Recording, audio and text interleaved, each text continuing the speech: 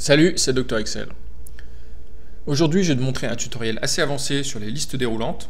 On va voir comment faire pour avoir dans la même cellule un premier menu et ensuite d'autres sous-menus dans la même liste déroulante. C'est-à-dire qu'on va avoir un premier menu ici avec différentes listes de choix et ensuite la liste déroulante s'est adaptée automatiquement pour avoir les différents choix correspondant au sous-menu que l'on veut affecter à ce premier menu liste 2. Comment procéder? Alors, tout d'abord, on a besoin de définir les différents menus qu'on veut utiliser. Donc là, j'ai gardé les noms génériques, mais on peut les remplacer par n'importe quoi. Premièrement, la valeur par défaut, je l'appelais choisir. On doit définir une liste de valeurs pour le premier menu, et on doit nommer la plage de la même manière. Donc je dois avoir une plage ici A2, A4 que j'ai nommé choisir, ici en haut à gauche, et qui correspond aux différentes valeurs que l'on va voir dans le premier menu. D'accord? Ensuite, pour chaque menu, pour chaque option du premier menu, liste 1, liste 2, liste 3, je dois créer une nouvelle liste de toutes les options qui seront disponibles dans chaque sous-menu. Et de la même manière, je dois la nommer, donc ici en haut à gauche, et je dois la nommer de la même manière que l'option que l'on a choisie dans le premier menu. Donc si mon option ici c'est liste 1, je dois nommer ma plage des sous-menus liste 1. Et pareil, je vais avoir un menu liste 2 ici. Les différentes options, la plage est nommée liste 2, et pareil, liste 3. Comment, une fois qu'on a ces différents menus et sous-menus, comment faire pour paramétrer la liste déroulante ici?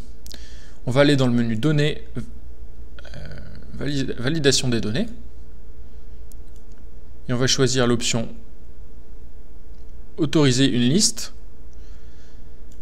Et la formule qu'on va utiliser pour la source, c'est indirect de C9, donc indirect de cette cellule. Alors, je récapitule brièvement le fonctionnement de cette cellule, cette fonction indirecte. Cette formule, elle consiste à dire à Excel, va dans cette cellule et considère que ce qu'il y a dans la cellule C9, ce n'est pas une valeur, mais c'est une adresse. Donc va chercher dans Excel ce qu'il y a à l'adresse choisir. Et c'est pour ça que c'est important de nommer les différents menus. C'est parce que comme on a enregistré le nom choisir comme étant la plage A2, A4, et bien la source qui va prendre pour cette liste, c'est la plage A2, A4. Et c'est ce qui va nous permettre d'avoir,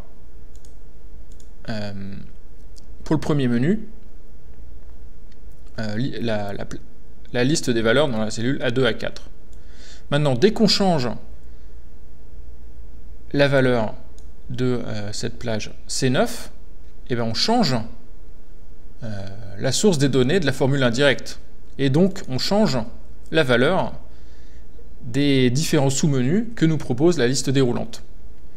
Et c'est ainsi qu'on peut avoir la liste déroulante qui s'adapte à chaque fois en fonction des valeurs des sous-menus qu'on a rentrés.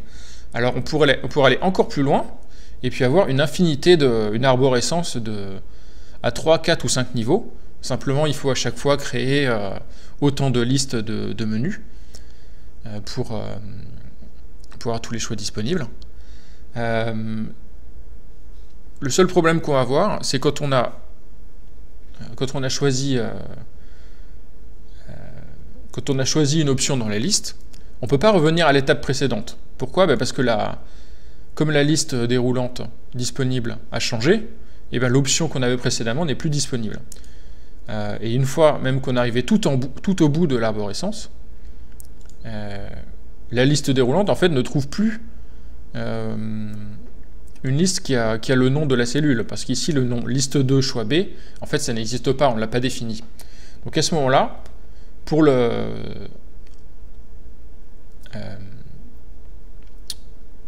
mais pour pouvoir choisir, il faut repasser à 0, Et donc on est obligé de passer par une macro qui va tout simplement effacer le contenu, ici, et qui va réécrire choisir à la place, de manière à pouvoir réinitialiser et retravailler avec le premier niveau de menu qu'on a programmé.